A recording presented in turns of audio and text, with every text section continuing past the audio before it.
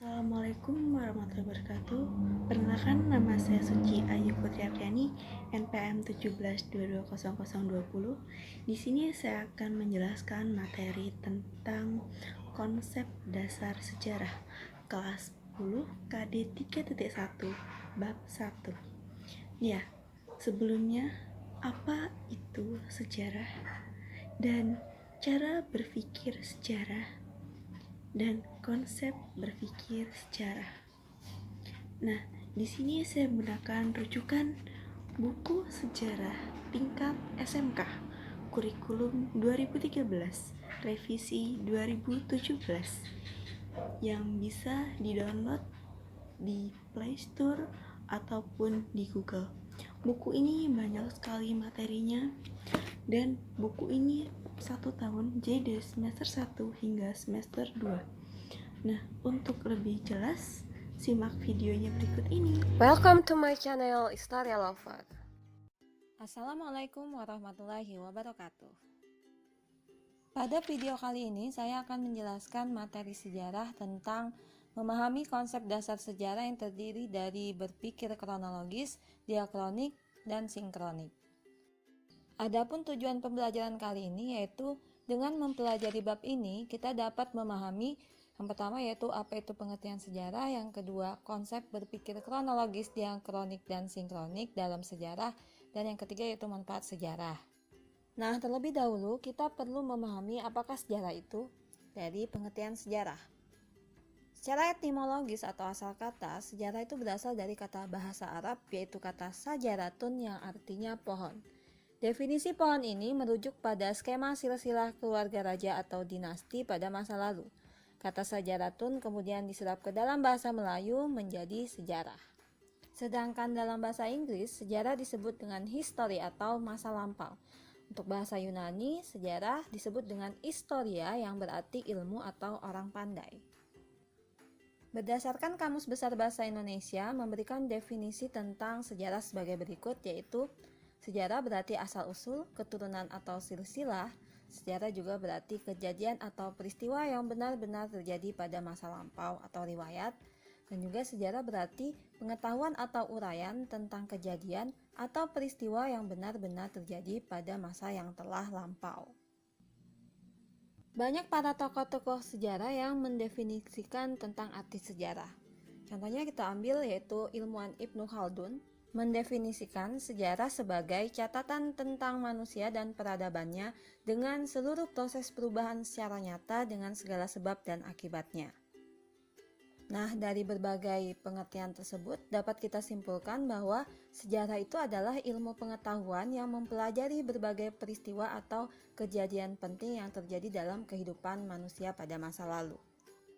Nah, peristiwa masa lalu itu diketahui memang benar terjadi melalui adanya sumber-sumber sejarah yang dapat dijadikan sebagai bukti tertulis, yaitu prasasti, piagam, kitab-kitab, dokumen, daun lontar, foto, pita kaset, dan sebagainya. Nah, sumber sejarah tidak hanya bentuk tulisan ya teman-teman, bisa juga dalam bentuk lisan seperti rekaman atau hasil wawancara maupun benda. Jadi masih banyak sumber-sumber sejarah yang bisa dilihat dan dikaji hingga diketahui peristiwa sejarah apa yang terjadi. Dalam memahami sejarah ada beberapa konsep berpikir. Yang pertama yaitu konsep berpikir kronologis dalam sejarah. Apa itu kronologis? Ya, jadi secara etimologis atau asal kata, kata kronologi berasal dari bahasa Yunani yaitu kronos dan logos. Kronos artinya waktu, sedangkan logos artinya uraian atau ilmu. Jadi kronologi adalah ilmu tentang waktu yang memang di dalam perkembangannya kemudian menjadi ilmu bantu sejarah yang menyusun peristiwa atau kejadian-kejadian sesuai dengan urutan waktu kejadiannya. Cara berpikir kronologis dapat mempermudah kita dalam melakukan rekonstruksi terhadap semua peristiwa masa lalu dengan tepat. Kronologi sangat penting agar terhindar dari anakronisme dan untuk menghindari kerancuan waktu. Nah, apa itu anakronisme? Anakronisme itu adalah ketidakcocokan dengan zaman tertentu atau penempatan peristiwa, tokoh ataupun dialog yang tidak sesuai dengan tempat dan waktu terjadinya peristiwa. Contoh berpikir kronologis bisa kita lihat dari kronologi peristiwa perumusan teks proklamasi hingga pembacaan teks proklamasi. Dan kita lihat dari peristiwa urutannya, yang pertama adalah perumusan teks proklamasi yang dilakukan oleh Soekarno bersama dengan Hatta dan tokoh lainnya di Rumah Laksamana Tadasi Maeda, kemudian pengetikan teks proklamasi yang dilakukan oleh Sayuti Melik, kemudian pembacaan teks proklamasi yang dilakukan di halaman Rumah Soekarno. Ini peristiwanya terjadi secara berurutan. Salah satu cara yang baik dalam menunjukkan tatanan kronologis di mana peristiwa-peristiwa terjadi itu adalah dengan melakukan penggunaan garis waktu. Nah, contohnya kita lihat dalam kronologi sejarah panjang Indonesia, itu dari garis waktu tahap awal sejarah, ya, yaitu tahap dari kerajaan pertama di Indonesia merupakan tahap pangkal sejarah dari 0 abad Masehi, kemudian masa Sriwijaya Singosari, masa Majapahit, dan seterusnya sampai ke masa Republik Indonesia dan masa sekarang. Nah, bisa kita lihat skala garis waktunya itu berdasarkan tahun atau abad. Jadi, sejarah harus dipahami sebagai sebuah proses, bukan kumpulan acak peristiwa-peristiwa dengan tanggalnya. Yang kedua adalah konsep berpikir diakronik. Pengertian diakronik adalah sesuatu yang melintas, melalui, dan melampaui dalam batasan waktu. Pengertian diakronik dalam peristiwa sejarah, sesuatu yang melintas, melalui, atau melampaui tersebut adalah peristiwa atau kejadian. Jadi sifat diakronik sendiri itu mengutamakan memanjangnya gambaran peristiwa dalam dimensi waktu, tetapi dalam ruang yang terbatas. Diakronik memiliki beberapa ciri-ciri, diantaranya 1. Memanjang berdimensi waktu. 2. Terus bergerak hubungan kausalitas. 3. Bersifat naratif, berproses dan bertransformasi. 4. Bersifat dinamis.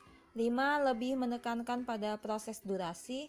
Dan 6. Digunakan dalam ilmu sejarah pastinya. Berpikir mengenai peristiwa sejarah secara menyeluruh dalam urutan waktu yang panjang, tetapi terbatas pada ruang, itu tujuannya adalah untuk melihat perubahan yang terjadi dalam proses perkembangan tersebut. Berpikir diakronik menuntun kita untuk melihat peristiwa sejarah dari waktu ke waktu. Nah, contohnya seperti yang kita lihat di gambar, ini adalah peristiwa pengebom atoman kota Hiroshima dan Nagasaki. Inilah gambar awan cendawan akibat ledakan bom atom di kota Hiroshima yang terjadi pada 6 Agustus 1945 dan di kota Nagasaki tanggal 9 Agustus 1945 di Jepang. Nah, jadi kedua peristiwa tersebut itu menyebabkan Jepang menjadi menyerah kepada sekutu dan Indonesia dapat memproklamasikan kemerdekaannya. Jadi kita bisa melihat perubahan yang terjadi dalam proses peristiwa tersebut. Yang ketiga yaitu konsep berpikir sinkronik. Sinkronik diartikan sebagai segala sesuatu yang bersangkutan dengan peristiwa yang terjadi pada suatu masa. Kajian sejarah secara sinkronik artinya mempelajari peristiwa sejarah dengan segala aspeknya pada masa atau waktu tertentu dengan lebih mendalam. Nah, sejarah bersifat sinkronik ketika sejarah itu bersentuhan dengan ilmu sosial lainnya seperti sosiologi, geografi, dan ekonomi. Secara umum, sinkronik mempunyai ciri-ciri sebagai berikut. 1. Mengkaji peristiwa sejarah yang terjadi pada masa tertentu saja. Yang kedua, menitik beratkan kajian peristiwa pada pola-pola, gejala, dan karakter. Yang ketiga yaitu bersifat horizontal. Yang keempat, tidak ada konsep perbandingan. Yang kelima, cakupan kajiannya lebih sempit.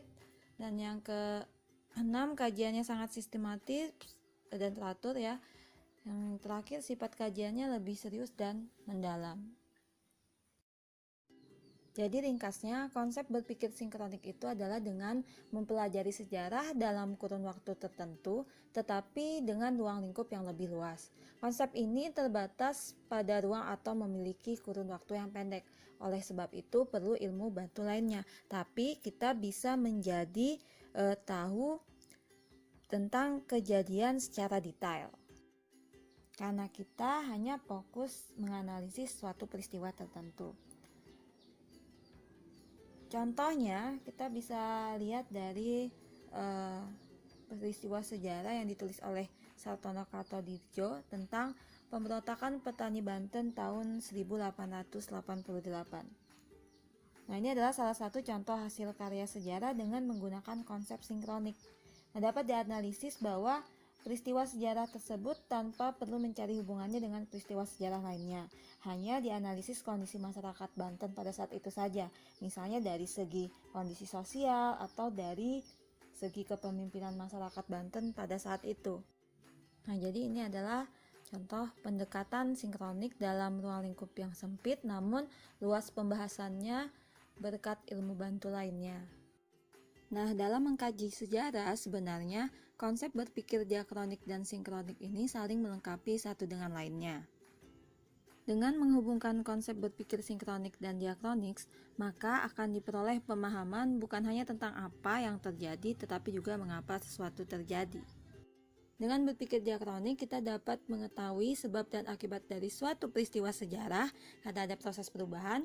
Yang kedua, dengan berpikir sinkronik, kita dapat mengetahui apa saja yang terjadi pada peristiwa sejarah tersebut secara mendetail. Oke, udah disimak videonya. Jadi konsep sejarah, apa itu sejarah? Sejarah itu berarti sajaratun, yang artinya pohon. Sajaratun sendiri berasal dari bahasa Arab. Dan konsep berpikir sejarah itu seperti konsep kronologis, diakronis, dan sinkronis. Oke, sampai di sini paham? Untuk pertemuan selanjutnya kita membahas tentang corak kehidupan dan hasil budaya pada masa praaksara di Indonesia. Itu di bab 2 pertemuan selanjutnya. Oke, sampai di sini saya akhiri. Wassalamualaikum warahmatullahi wabarakatuh. Terima kasih.